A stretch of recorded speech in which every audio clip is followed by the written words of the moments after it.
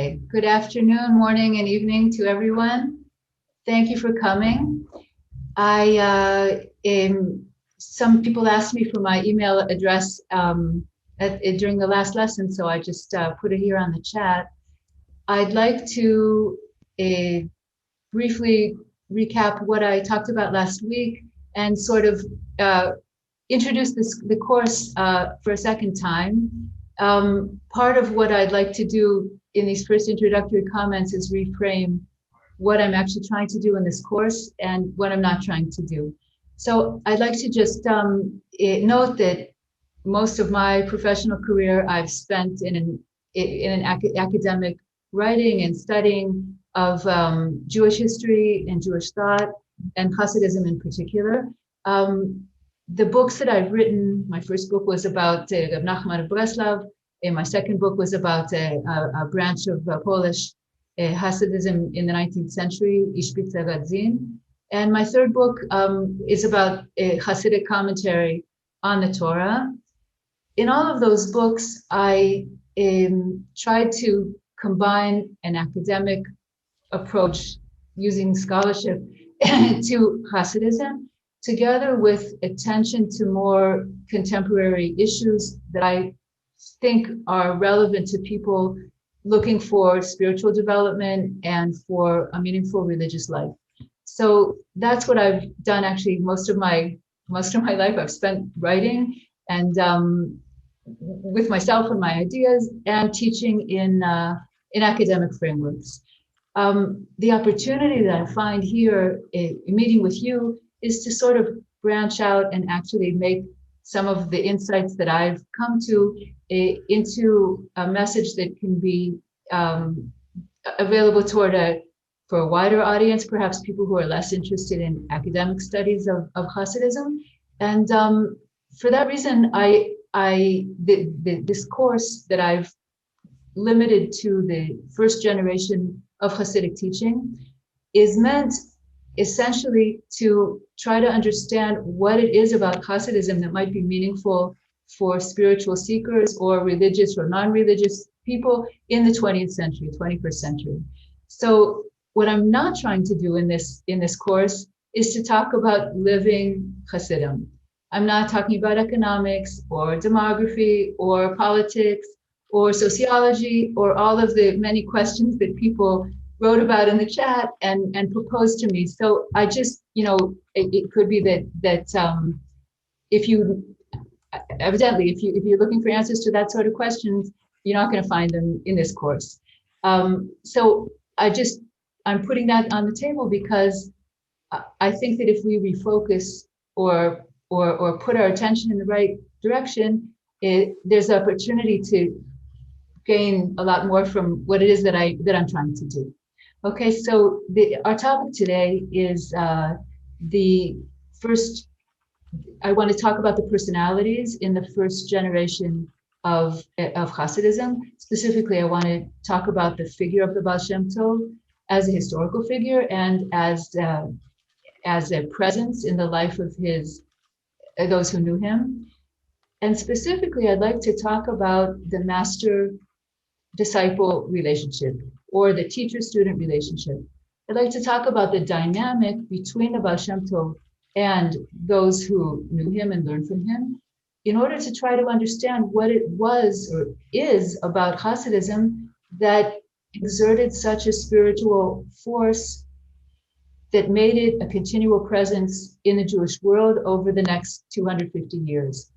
I just like to recall my title of this series, which is How the Baal Shem Tov Changed the World. I do believe that the Baal Shem Tov changed the world. And as I mentioned last week, the worlds that we're talking about is both the Jewish world, the historical world, and internal worlds, people's internal worlds. So in order to sort of ease us into the topic that I'd like to discuss, I want to just dwell for a minute on this question or a subject that I think is relevant to all of us, which is what kind of people have influenced us? In other words, if I ask you personally, think about a figure in your life who changed the course of your of your life, your decisions. It could be a family member, it could be a teacher, it could be a colleague or a friend, someone in your life who you feel had a very, very strong influence that remains or that caused a change in your self-development. I'd like you really just to dwell on that for a minute. Think about which person that was, and think for a minute about what personal qualities that person had that enabled them to make such an effect on you. I'm actually going to just give you a minute. Please write it down. You're welcome to share in the chat if you want to, who the person was and what it was about them that gave them the power to affect you. Okay, really just a minute, but I sort of want to focus our thoughts so that I can put it into a context.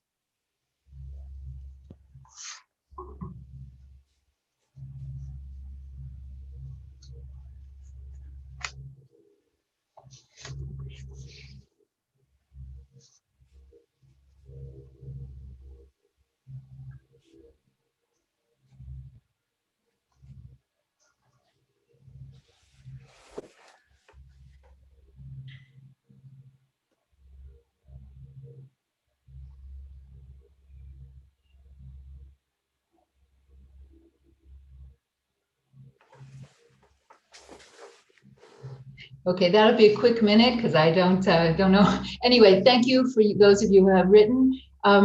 It'll be interesting to sort of look afterwards and see what sort of characteristics resonate with the ones that I want to talk about. Our first topic will be the Baal Shem Tov himself and the question of his presence as a myth and as a historical reality. Before we move on to our sources, I'd like to just dwell for a moment on the Baal Shem Tov's name. It's called the Baal Shem Tov. What exactly is the meaning of that name? And more in terms of history, who was a Baal Shem? What were the Baal Shem? So we know that in other generations before the 19th, 18th century, there were various figures who were called Baal Shem, meaning that people who had mastery of the names. In this context, we're talking about the holy names, God's names. The people who had mastery of the names were people who had mystical knowledge. They used those names, for example, in writing amulets, in exorcism, in various magical or mystical kinds of activities called practical Kabbalah. And those people were called Baal Shem, masters of the name. Now, the Baal Shem Tov he has an added element to his title, which is the master of the good name, the Baal Shem Tov. But the point of correspondence between these other historical Baal Shem and the Baal Shem Tov is that apparently the Baal Shem Tov also had access to this Kabbalistic mystical knowledge, which enabled him to heal people. Now, one explanation of this sort of healing is a magical, mystical kind of healing. But as we'll see, the Baal Shem Tov was also a healer of souls in the sense that he had a special understanding of the human soul. Before we get to that point, though, I'd just like to share my source sheet here with you and move on here to this main question of how the Baal Shem Tov as a historical figure was actually discovered. So one of the major scholars who rescued the Baal Shem Tov from this question of historical reality, whether the Baal Shem Tov was actually a real figure, the scholar who saved him from the realm of myth alone was Moshe Rossman. In his book, really a path-breaking book called The Founder of Hasidism, A Quest for the Historical Baal Shem Tov. This is one of the findings that Rossman presented, which really transformed the face of scholarship. Until that time, until Rossman did his research in archives in Poland, many historians believed that the Baal Shem Tov perhaps didn't even exist, or that he had been invented through generations of Hasidim who needed a leader, and so they sort of created him as a fiction. What did he find? He found here this list from 1760, a register of the Jewish residents of Mezhibozh, where the Baal Shem Tov lived for 20 years. And here you see in line 93 that it says, Balzam Doctor, Dr. Baal Shem, he's exempt from taxes. So this document proved to be sort of transformative in the scholarship of Hasidism and proved that the Baal Shem Tov was a real person. He was a real person. He didn't have to pay taxes. He was a doctor, a medical doctor or a quack doctor, doesn't matter, but he was recognized as in the Jewish community of Mezhibozh as a legitimate citizen who, because of his services, was exempt from taxes. Okay, so what I'd like to continue now and look at some of the other sources that we have about the Baal Shem Tov that give us some insight on his social dynamics and on his self-perception or the way that he was presented and how he emerged in order to change the world. I'd like to present three different kinds of sources. The first one is what's known in Hasidic history and in general scholarship as the Holy Epistle. It's one of the very few documents that we have that was actually written by the Baal Shem Tov. It was a letter that it was addressed to his brother-in-law, who at the time was in the land of Israel. There's a very complicated literary history of this particular letter. There's a number of copies of it, a number of versions of it. I'm not going to go into all that. A lot of scholars have written about it. I'm bringing here a portion of this letter in the translation that I published in my book, A Hasidic Commentary on the Torah. So the Baal Shem Tov in this letter recounts that some years before that, on Rosh Hashanah of the year 1746, I took an oath for a soul ascent, Aliyat Neshama, and what the Baal Shem Tov recounts here is a mystical experience in which he ascended on high, and he emphasizes here that everything that he saw can't be expressed in. He asked the Messiah, when are you going to come? And the Messiah answered him, and here we have a key phrase that was adopted by many Hasidim in subsequent generations. He asked the Messiah, when you're going to come? And he said, by this shall you know, when your teaching will become famed and revealed throughout the world, when your well springs will flow forth, then that will bring Messianic times. In other words, the promise that the Baal Shem Tov receives from the Messiah himself is that when Hasidic teaching comes to fill the world, then the Messiah will come. So the Baal Shem Tov, when he hears this, first he's dismayed, because how will such a thing ever happen? How long, how many centuries will that take? But then he realizes that it's really not so difficult, that he has to become a teacher and he has to become a spiritual guide and mentor. And in effect, all of his students and his disciples and his followers and anyone who learns Hasidic teaching in all of the generations to come participate in that messianic vision. That it's a powerful insight that the Baal Shem Tov is sort of granted in a moment of favor. And as we'll see, or as you will be able to see when you're able to look at my source sheet, this becomes a very, very powerful sort of influence in subsequent years, in which many generations of Hasidim sort of take up this task of spreading the well springs, of bringing Hasidic teaching further into the world, teaching, learning, and joining Hasidic communities. I'm just going to skip quite a few sources because we've lost a lot of time, and I really apologize again for the internet problems. I'd like to sort of go on to my next point here. We talked about one important historical source, which is this Holy Epistle. A second source, which gives us insight onto the Baal Shem Tov and his circle of disciples, is a collection of stories about the Baal Shem Tov called Shivchei Habesht. It's a hagiographic source. In other words, it tells stories about the greatness of its major figure, which is the Baal Shem Tov.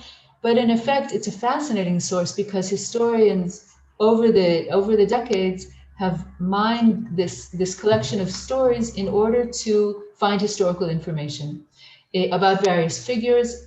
What interests us here is the personal dynamic that we can detect in the stories between the Baal Shem Tov and those who knew him.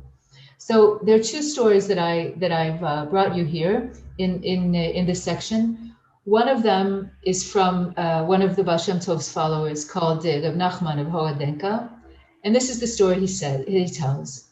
He says, when I was a great chassid, I would go daily to immerse in a mikveh so cold that no one else in the generation could bear it. But still, I was unable to free myself of foreign thoughts until at last I discovered the Baal Shem Tov's wisdom. Interesting story. Reb Nachman of Hoadenka described himself as a great chassid, meaning a chassid of the old style, as we talked about last week. These are the chassidim before the Baal Shem Tov, who practiced asceticism, mortification, purification, very, very stern and unforgiving practices. But what Reb Nachman of Hoadenka admits here is that none of that did any good. He still was troubled by alien thoughts, by distractions that kept him from learning and from praying as he wanted to, until the Baal Shem Tov saved him from that.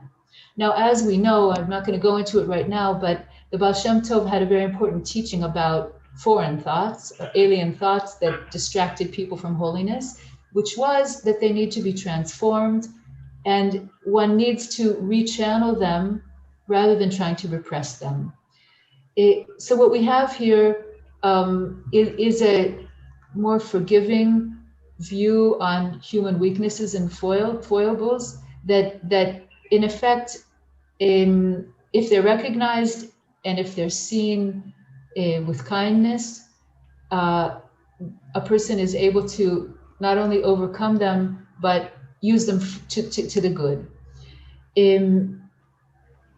I'm skipping here. I'd like to go on to my third, to a third point here, which is a very important point in understanding the Baal Shem Tov and his presence and his agency, which is that the Baal Shem Tov didn't write. Aside from that one letter the epistle that we just read, there are no written records that the Baal Shem Tov himself took care of his own teachings. Now, this story that I'd like to look with you now touches on this point, and I'd like to sort of question it. Why is it that the Baal Shem Tov's teaching was oral rather than written? So here's the story. As I heard from the rabbi of our community, there was a man who wrote down teachings he had heard from the Baal Shem Tov.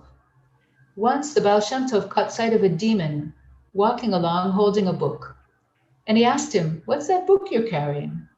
The demon answered, "It's the book you composed." Then the Baal Shem Tov understood that someone was transcribing his Torah teachings. He called all his people together and challenged them. "Who among you has been writing down my words?" The guilty one admitted it and handed over his writings. The Baal Shem Tov read them and declared, "There isn't a single word here that I said." Okay, so it's a humorous story. It's sort of ironic. What are we supposed to understand from it? So what I'd like to suggest is that, in effect, the Baal Shem Tov's teaching was a living teaching. It was one that was related to the personal needs, search, and desire of the people who are learning from him. It was a teaching that couldn't be written down and fixed in words, because then it wouldn't be personal. It wouldn't be able to arouse the person that he was trying to reach. Now, paradoxically, of course, like the Tova Shibal-Peh, our oral teaching, it also was a teaching that was transmitted from teacher to student. And at some point, Rabbi Yehuda Nasi decided that it had to be written down, because if it wouldn't be written down, it would be forgotten. for Hasidic teaching, we have the same sort of paradox, and I'd like to carry over the same resolution of it, that although it's a teaching that's written down, it has to remain oral in the sense that it demands or requires personal engagement. In other words, Hasidic teaching isn't something you can just pick up like a philosophical tract and read it, get the message, understand it intellectually, and go on. It's a kind of teaching that needs to be ruminated on, contemplated, digested, reflected on, because if it doesn't have personal meaning, it's not a teaching that's going to change your life. And in effect, that's what the Baal Shem Tov was interested in, which was changing the lives of the people who knew him. Okay, so now in the next section here, if you have the sources, I'm down to number 3, the Baal Shem Tov circle. I would like to, in the framework of this course, relate only to 2 figures in his circle. They're probably the 2 major figures. One is Rabbi Yaakov Yosef of Phonecha, and the second is the Maggid of Mezrich, Dov Ber. I'd like to first devote a few words to this idea of the Baal Shem Tov circle and what exactly that means. So, as we know, maybe as we don't know, but I'll tell you, there are many myths about, or misconceptions about, Hasidism in this early stage. Historians now have come more or less to the agreement that the Baal Shem Tov did not found a movement. He didn't have hundreds of thousands of followers. He didn't have a court, and he was a figure who very few people knew about. The circle of people who learned from him were many of them Kabbalists, others of them were Torah scholars, most of them belonged to a spiritual elite, and they were teachers in their own right. Many of them had communities, they had followers of their own. They came to the Baal Shem Tov, many of them for short periods of time, and went back to their own communities. And in general, they were on a very high level of learning and scholarship. And they were few in number, like 10 or 20, perhaps a few more than that. So we're talking about a circle of people who had various connections over various periods of time with the Baal Shem Tov. Perhaps we could say what distinguishes, or the common factor of all of them, is that they had a personal connection to the Baal Shem Tov. They received from him personally, and he affected them, and that is what won them the status that they have of being members of his circle. The first figure that I'd like to present is Rabbi Yaakov Yosef of Polonoy. He was a rabbi, and before he became a Chassid, a follower of the Baal Shem Tov, he was indeed a Chassid of the old school.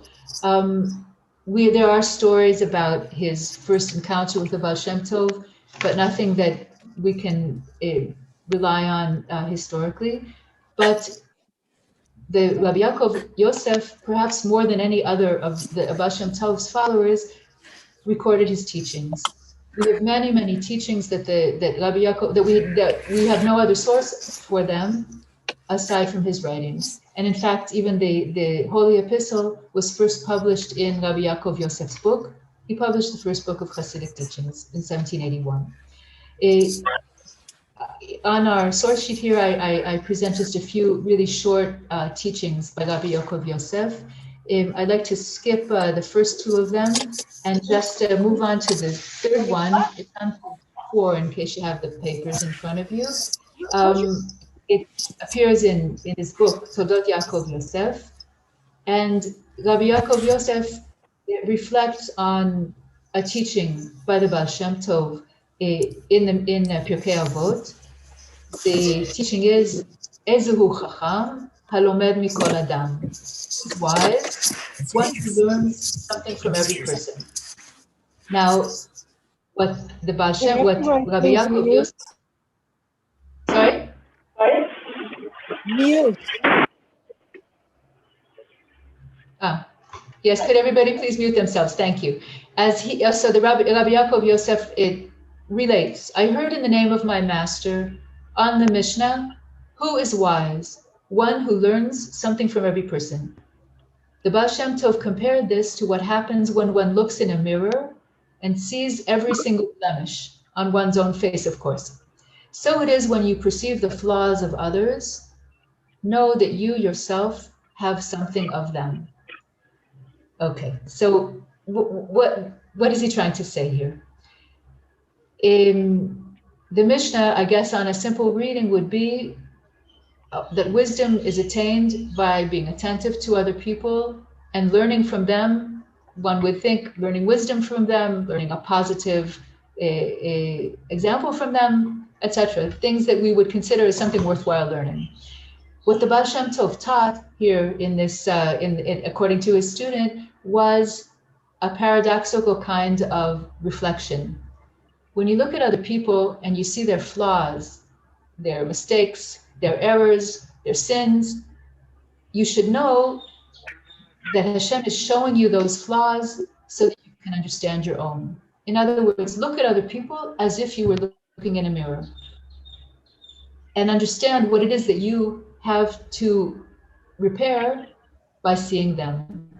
I think it's a radical kind of alternative vision because, of course, what is so much easier for us to do is to see the flaws of others and critique others, to focus our attention on them and what they are doing wrong and what they need to repair. By reversing the vision and seeing oneself in another, first of all, it gives us a much more compassionate kind of vision of the world, because in effect, everything is turned back to us. If we want to repair the world or we want to repair others, the best place to start is with ourselves. It's certainly an insight that a psychologist could tell us, but by connecting it to this Mishnah, I think that the Baal Shem Tov was sort of trying to enact a kind of transformative kind of reading too. Any kind of vision that we want to, or an insight that we want to have on our sources, we need to try to understand it much more closely. What are the potentialities of reading? Beyond the simple meaning, what other kind of understanding we might be able to gain if we're just honest and self-reflective and willing to engage in the process of self-transformation. I'd like to move on now to the second figure that's going to concern us today. The second major figure who was a disciple of the Baal Shem Tov, that's Rabbi Dov Ber, the Maggid of Mezrich. Perhaps more significantly, after the Baal Shem Tov's death, the Maggid of Mezrich became one of the major figures in promulgating Hasidic teaching. He sent missionaries, I guess you could say, to many parts of the Jewish world in order to spread Hasidic teaching. And he's a major figure also in developing Hasidic teaching in his own unique way. The story that I'd like to read with you, I think it's a very interesting story and has a lot to teach us about the Baal Shem Tov's interpersonal relationships. I've translated the second part of the story, but the first two paragraphs I didn't translate. So I'd like to just sort of summarize them with you, and then we'll move on to my English translation here at the top of the page. We're on page 4, AB. And this story also appears in a number of, in two major versions, one of them in Shivrei Baal Shem Tov, and the second version is the one we're looking at here in Keta Shem Tov. So the story starts out like this. The Maggid of Mezrich was a big Torah scholar, and he heard rumors about the Baal Shem Tov. He heard that people were traveling to the Baal Shem Tov, and he heard that people were singing the praises of the Baal Shem Tov. Now, Reb Dov Ber at the time was not a chassid, and he decided that he wanted to go to the Baal Shem Tov and test him. He traveled to him kedei lenasoto, to test him, to see if the Baal Shem Tov was really as great as everyone held him to be. Now, Reb Dov Ber was a big Talmid Chacham, and he went out, he started on the journey, and rather soon he became uncomfortable because he couldn't learn the way he wanted to. Here he was traveling all day long. And so he was already getting in a bad mood. By the time he even got to Mezhebush, he regretted that he had set out on this endeavor. Now he got to the Baal Shem Tov in the second paragraph, and he met him. And what happened, the Baal Shem Tov started telling him stories. He told him the story of the wagon driver who was driving, and he didn't have money. He didn't have food to give to his to the wagon driver, and then he didn't have straw to give to the horse. The Baal Shem Tov told him story after story, and Reb Dov Ber, his estimation of the Baal Shem Tov just sunk lower and lower. Why in the world is he telling me all these stories? Here I am, a Torah scholar, and he's dealing with meaningless details of peasant life. Second paragraph, it's 4 lines down. But of course, Reb Dov Ber didn't realize that in all of these stories, there was secret hidden wisdom. In any case, Reb Dov Ber returns to to the inn in the evening. He's totally frustrated and disgusted with the whole situation. And he says to his own wagon driver, we're leaving, we're going home. Now he tells the wagon driver, we're going home right now. And they start to get ready. And by the time they're ready, it's midnight. And just then the Baal Shem Tov summoned him. Go back up to my English translation here in the middle of the page. He was about to set off on the journey home, and the Baal Shem Tov sent his servant to summon him. So the Maggid came to the Baal Shem Tov, and the Baal Shem Tov asked the Maggid, can you learn? Meaning, can you learn Torah? Yes, he answered. Indeed, the Baal Shem Tov said, I've heard that you can learn. Then he asked, do you know anything of the wisdom of the Kabbalah? Now, of course, the Maggid was a big mystic. He knew all about Kabbalah. I do, said the Maggid. So the Baal Shem Tov showed him a passage in Etz Chaim, the book by Rabbi Yitzchak Uluya. The Maggid said, let me take the book for a time to study it. He then told the Baal Shem Tov the plain sense, the pshat of the passage. And the Baal Shem Tov responded, you understand nothing. The Maggid considered the passage once again, and he repeated, the plain meaning is as I have said. If your honor knows a different meaning, tell it to me, and we shall see with whom the truth is found. Stand up, said the Baal Shem Tov. The Maggid stood up. Now the names of several angels were in that passage, and as he spoke them, the whole house was filled with light. Fire surrounded them, and the angels appeared right there before them. The Baal Shem Tov said to him, true, the pshat was as you said, but your learning was without any soul. At once the Maggid told his servant to go back home, and he remained with the Baal Shem Tov to learn his profound and secret wisdom. Okay, so now the question is what we are to learn from this story, what it tells us about the Baal Shem Tov, about his presence, and I guess my most important question about the way that he conveyed his teachings. So there are a couple points I'd like to make.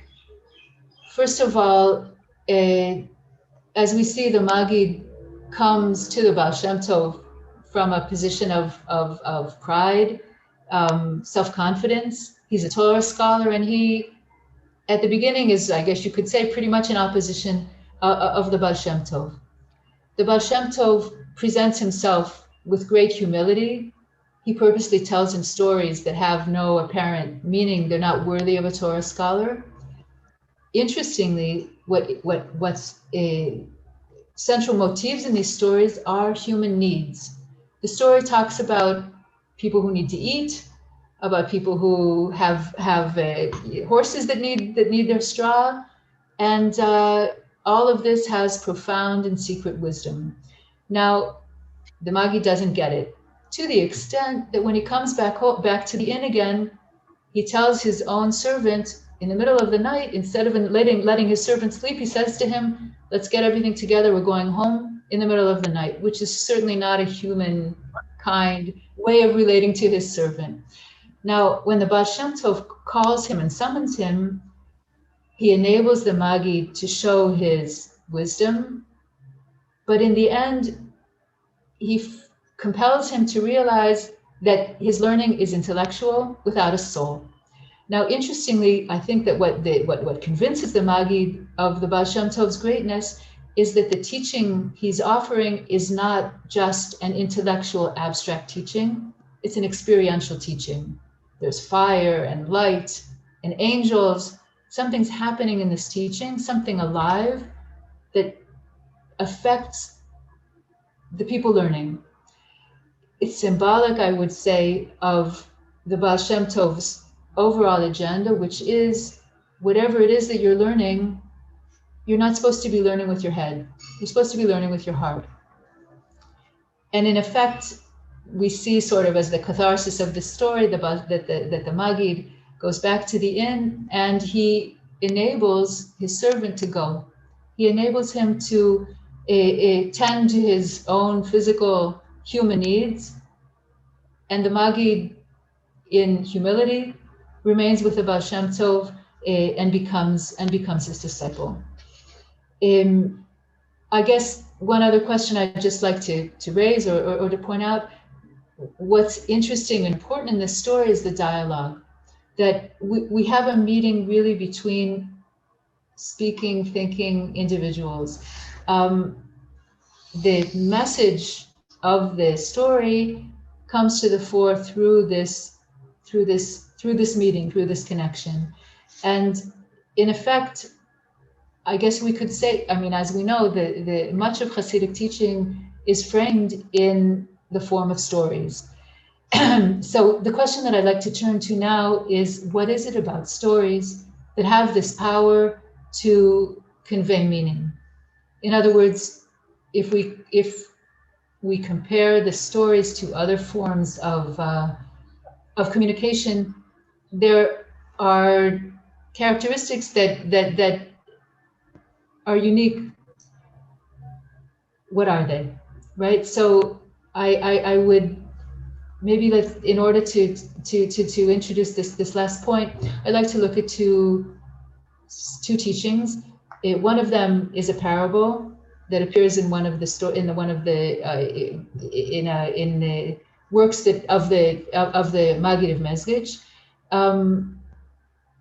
in which actually I think we'll just move on to the second one because I don't have a lot of time. Okay, I'm going back down to my final point, number 4, storytelling.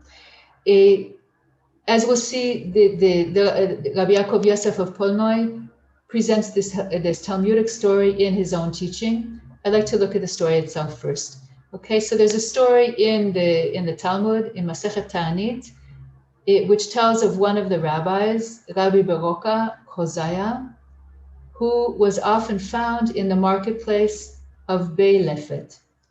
In the marketplace, he has a number of encounters with Elijah, in which he asks Elijah, Mikan ben Olam Haba, who here in this marketplace is worthy of the world to come, right? And in the Gemara, there are a number of people who are pointed out, and in which Elijah says to this sage, this person is worthy of the world to come. Among the people here, if you see in the second paragraph, this is the translation of the Gemara itself, 2 brothers came to the marketplace. Elijah said to Rabbi Baroka, these 2 have a share in the world to come. So Rabbi Baroka went over to the men and said to them, what's your occupation? They said to him, we are jesters, and we cheer up the depressed. Alternatively, when we see 2 people who have a quarrel between them, we strive to make peace. It is said that for this behavior, one enjoys the profits of his actions in this world, and yet his reward is not diminished in the world to come. Okay, so these 2 people, these jesters, they are called badchanim. It sounds strange. What is it about them that gives them such merit? So they point out 2 things. First, they cheer up people who are sad. And secondly, they make peace between people who are arguing.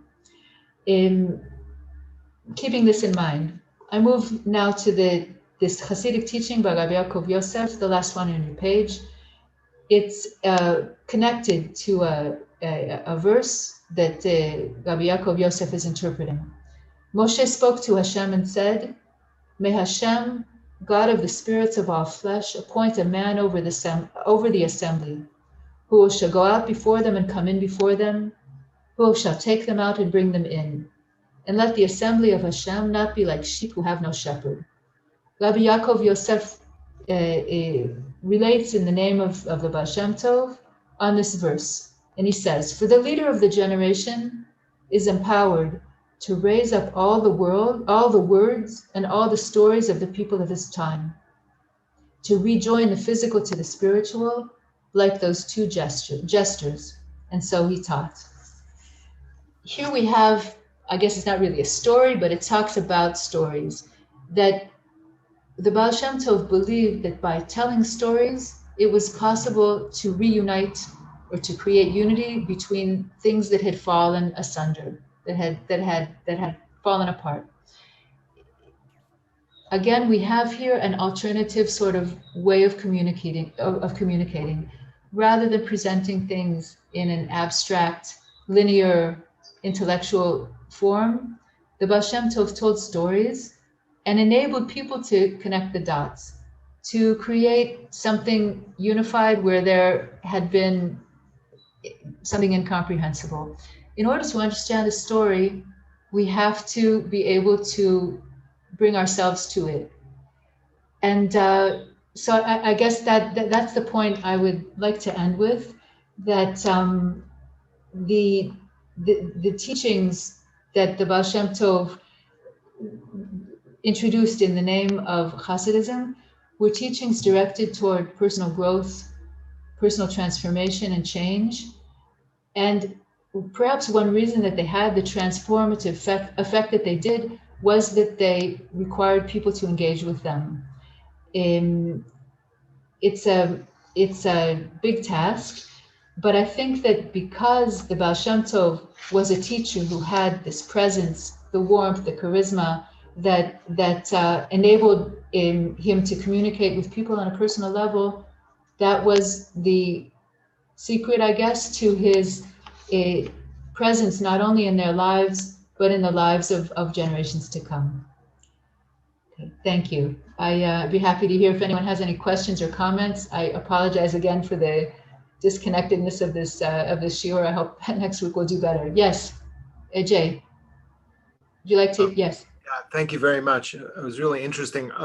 One question, and I know very little of Kabbalah, but when you're in the meeting of the Magid, first meeting, an initial meeting, you spoke about secret wisdom, and I always thought the Kabbalah had secret wisdom. So my question is the difference that in the Kabbalah, the secret wisdom was still only mostly apprehended via the cognitive, via thinking, and what is new is the importance of emotions and the experiential? So that's my question. That's an excellent question. Okay, first of all, we could say that in effect, the esoteric wisdom is esoteric because not everybody understands it. In other words, it's something that's transmitted from mouth to ear, that only an elite have access to it. Now, that, I guess that's one definition, I suppose, of Kabbalah. I think that we have certain few people, spiritual elite, who are party to that secret wisdom. But in effect, if you think about it, secret wisdom is really only usable if it's not secret anymore. So we have this paradoxical mixture of things that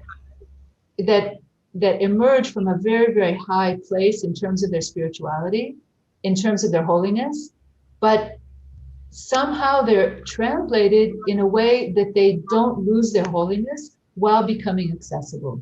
And that, I guess, is the gift that the Baal Shem Tov had, that he was able to preserve this aura of holiness while giving people some kind of a sense that they had a grasp on it. Can I say something? Hello? Yes, Friedman, yes. I wrote on my, in responding to your question, who influenced us via what qualities. I wrote Reb Shlomo, and I'm upset that I understand many of the kindness, many of the questions brought against him in how he may have insulted women or done worse, who knows what. But for me, that kind of personal embodiment of all the things the Besh stood for, stories, songs, the experiential, knowing Torah, but bringing it to the level of, I happen to be a product of a yeshiva, 16 years, Torah V'das, and I was losing it. And just to have discovered him in the village in 1960s, it was a restoration project for me, a way of getting back to everything I kind of sort of thought I knew and was beginning to throw away, and how he redistributed, remade my kishkis, my inner being, made him my Rebbe, followed him wherever, and etc. And I learned from him. So I wonder who might qualify now for being that kind of a accelerator or of being a master. Some people say, the older Lubavitcher Rebbe was that, and other people have their Rebbes, but they're very personal and they don't really cut across a variety of disciplines and personalities and continents. I hope we can find a way of resurrecting not just his music and his stories, but the influence and seek that out. I don't know where I'm going with this. I just missed him. And you brought back some of that language to me by talking about the Besh and Yankov Yosef and the other Maggid Mimezbridge. Thanks for listening. Yeah, thank you. No, Reb Shlomo Carlebach, I think that he very consciously modeled himself on the Baal Shem Tov in terms of presence and agency and charisma. Sure. I mean, I think different people seek a master in different ways. And I think that was really one of the things I was getting at at the beginning of the shiur, that we all have our Rebbes, whether it's our grandmother or our fifth grade teacher. We're looking for that kind of personality who can come into our life and channel us in the direction that we want to go. So, if some of us had the merit of actually knowing a Rebbe, but I think, and actually I wrote about this in my book, in the Hasidic commentary, that good teachers have many of the qualities of a Hasidic Rebbe, even if they don't know a lot about Hasidut, because they summon us to reconsider ourselves, our path, to reconnect, to Hashem. So yes, anybody, Susanna? Yes. Just a comment. You were talking about the stories, and among Native American healers, they have, their ways of healing. They have their herbs, they have their this, that, and the other thing, but they also have their stories. And I heard at a presentation once about somebody saying how one of them was saying how telling the story while you're giving whatever treatment that you're giving, the story itself is part of the healing. So I find absolutely, it's interesting comparison. Absolutely. No, there's been quite a lot written, in the therapeutic context about the importance of stories. I absolutely didn't do it justice in this shiur. I was planning to say many things that I didn't get to, but yes, it's something that's across cultures and generations. Excellent point. Yes. I wanted to ask something, and my name is Chaya. That's my husband's name up there. I may be getting ahead of this, and I know the course has many more sessions to go. We know that the Vilna Gaon was one of the great opposers to Hasidism in general, and yet we know that he was a great Talmud of Kabbalah, as probably all the great scholars were. I don't know if I've never read a lot on this. So was there ever an idea that he proposed that one of the problems, I know that some of the problems he found, was that of the popularization of this esoteric knowledge that was meant to be for the great intellectuals? And maybe the further question, and maybe you'll do this in the future, is there such a danger? Was there a danger? Has there been difficulties with the popularization of Kabbalistic ideas by people who don't really understand what they're about and maybe even abuse or misuse them? Excellent question. I actually, another participant here asked me for some references on the Gaon, and unfortunately, that's Irene. Yeah, I don't have. You didn't give me your email address didn't work, so I sent you a whole message, but it came back to me. Anyone who would like me to send them material, just please send me an email message. I wrote my. I'll give you my email address again, and if you write to me, then I'll answer you back. And so in answer to your question, yes, there have been a couple of books written about the Gaon and his opposition to Hasidism. And the first scholar, Mordechai Vilensky, actually noted that as one of the Gaon's major contentions against the Hasidism, that they popularized Kabbalah. So, and in fact, Nefesh HaChaim, one of his main objectives, the student of the Gaon, was to counter that popularization by presenting Kabbalah in a different way, which would enable people to access it, because the Gaon or the Reb Chaim saw the need of the generation. The generation was interested in Kabbalah, and Nefesh HaChaim is an attempt to offer that insight into the world of Kabbalah without making people resort to Hasidism. So yes, it's a fascinating sort of a dynamic, mutually fruitful and very interesting. Thank you. Yes. Can I ask a question? Yes. Yes. Have you noticed any parallel inferences between the life of the Besht and the life of Jesus, and stories in the New Testament which parallel to some degree the criticism of the rabbis who were steeped in ritual law and a feeling of a greater connection to people and the needs of ordinary human beings? It almost seems to me as if Hasidism is a rebirth in some way of the early Christian belief of changing the law into or changing the nature of which Jews approach their God, from what Chazal has to say about halacha and a more spiritual approach, a more inner approach from the heart rather than the law. Absolutely, yes. So first of all, there is a scholar, Shaul Magid, has written a lot about comparing early Christianity to Hasidism. You can look and see.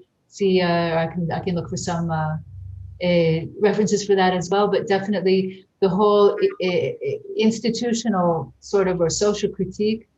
One of the main spokesmen of that was actually Rabbi Yaakov Yosef, the student of the disciple of the Baal Shem Tov. That much of his works, especially Todot Yaakov Yosef, is devoted to social criticism. So yes, the parallels are there, and it's an important association. But yes, it's been there are quite a few people who have written about that. Yeah.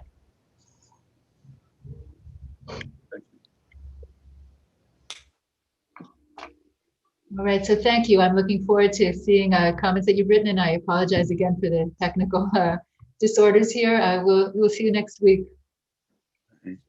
I'll put in a special prayer that my internet should hold up this time. Thank you. Take care. Bye-bye.